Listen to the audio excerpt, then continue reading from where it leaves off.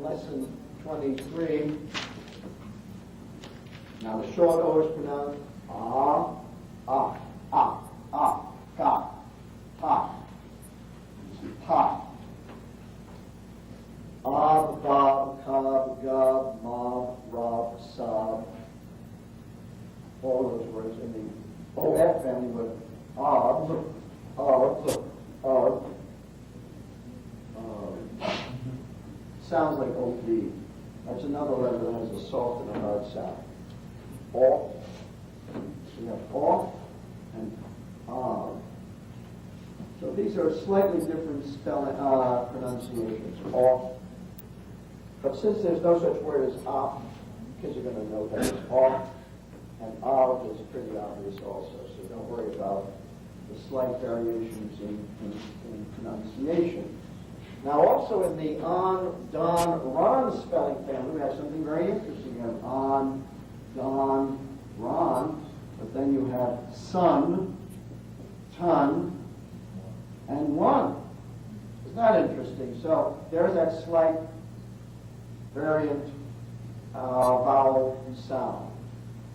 Actually, this could be, S-U-N, sun and sun, they both sound alike, but they're spelled differently so that you can tell the difference on sight.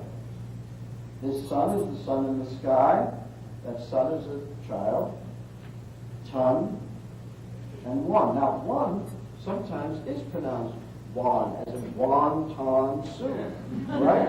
Wan. I won a bowl of wonton.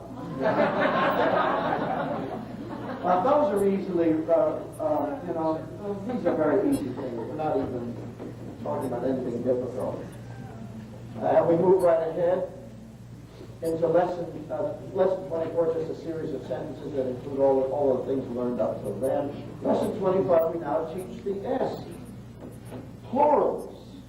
Very important for youngsters to realize that when you add an S, that S says something. Cat, cats.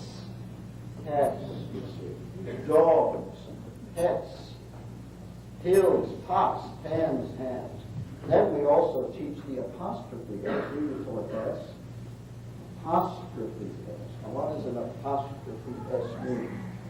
We're going to teach Don's hat. And here we teach that the apostrophe stands for possession, ownership.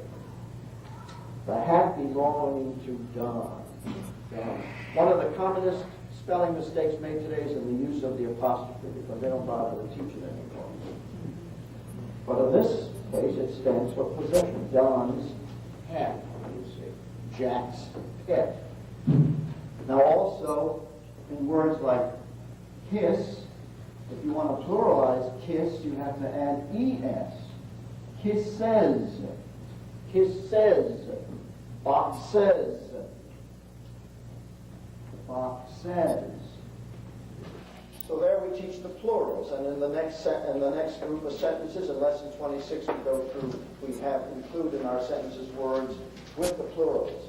Lesson 27, short U, the up sound of, cub, dove, hub, hub, sub, tub. Now the old, cull, dull, gull, hull family, what do we have? Full, bull, and bull, which is not quite ball, and paul. But don't worry about that because there are no such words in English. There is no word fall, so the child is not going to say fall, he's going to say bull when he looks at it long enough. And ball, there's no ball, so there's bull and pull, etc. And the same is true with, now the word put, there is a putt.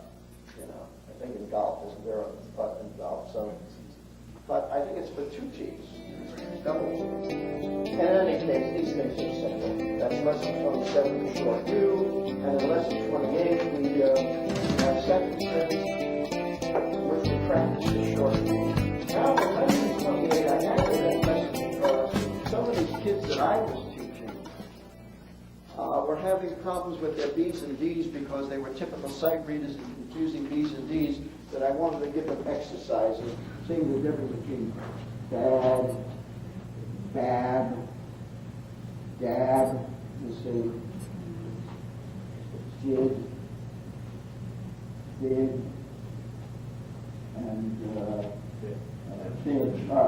div, right, etc. Just to give them practice and see. Incidentally, when they are writing cursive, and already they're writing cursive, they'll have much fewer problems because bad is spelled B-A-D. You see, the D is very simple, and you can see the difference between B and D. It's a very clear difference. You see, the B, as opposed to, but when it's printed, you see there's so much alike that the confusion is they more readily will be confused if they're only printing rather than if they're writing cursive, because the B's and B's are quite different in cursive. So that's why cursive helps in distinguishing between the B's and the D's. Okay.